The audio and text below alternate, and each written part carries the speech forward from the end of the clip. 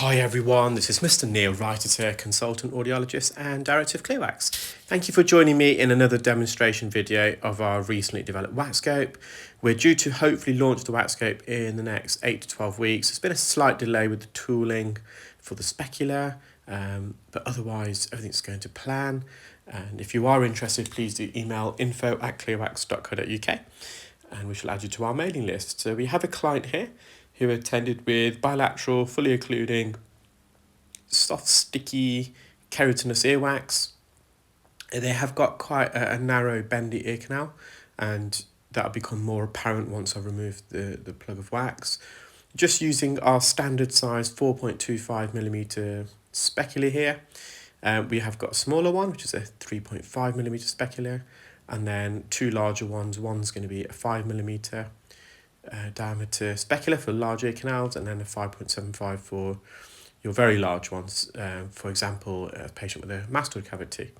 I've just installed some olive oil spray in here just to loosen this plug of wax and keratin, and what I'm trying to do here is just detach it from the canal walls. You can see we've detached it from the floor of the ear canal, and there's a layer of skin that's enveloped this plug of wax, and that skin also attaches itself to the canal wall, so it's almost like double-sided sticky tape. And to mobilize the wax plug, we try to detach that skin. You can see the skin has actually come out separately to the wax plug itself, and that skin was actually lining the base of the wax plug. There's a bit of skin at the roof here, which we've managed to remove slightly. Skin over, just like earwax, over time it matures and it oxidizes and it changes colour. Freshly shedded skin in the ear canal is almost see-through.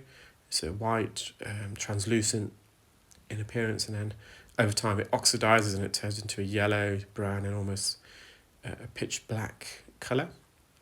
So a large plug extends all the way to the patient's eardrums. We're just trying to wriggle this.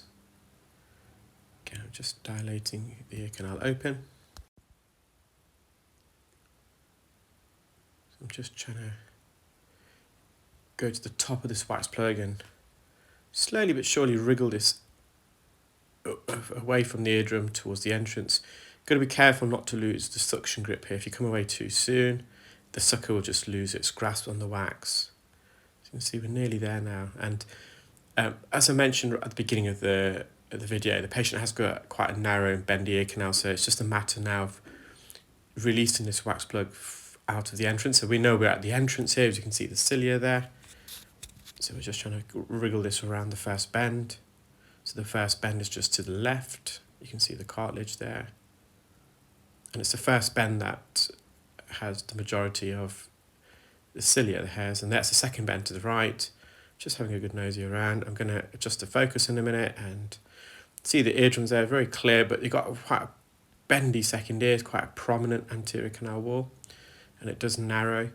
So the height is much greater than the width, but we can still see the whole eardrum. The inferior anterior recess is slightly out of view because of the prominent anterior canal wall, but really pleased with that. Same patient, this is their left ear, and similarly to their right ear, it's quite a bendy and narrow ear canal. So this wax is near the entrance. I just adjusted the focus to get it in view.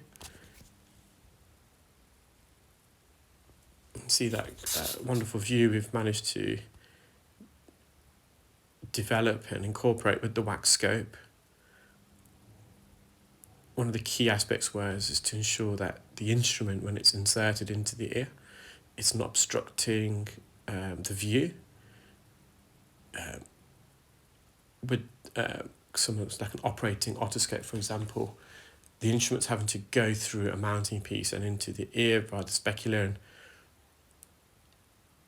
that can obstruct the view, and so because the instrument is in the line of sight of the magnifying lens. So with the WAXscope, we've been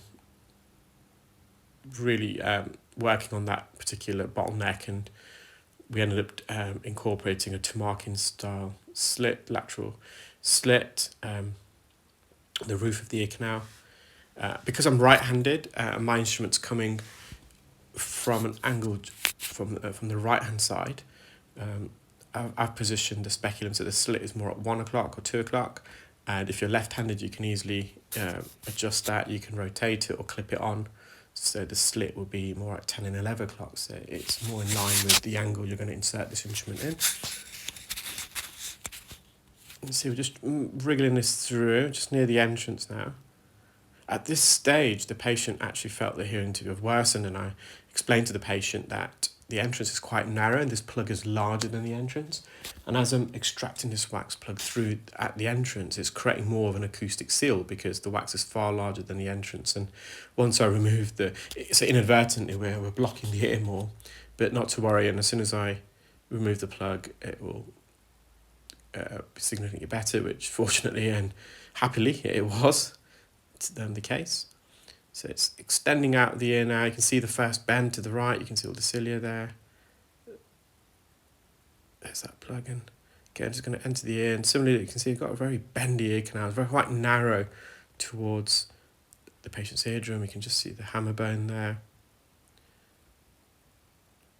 I hope you enjoyed that video, guys, and as mentioned, if you are interested in the WAXscope, please do email info@clearwax.co.uk. Thank you, bye.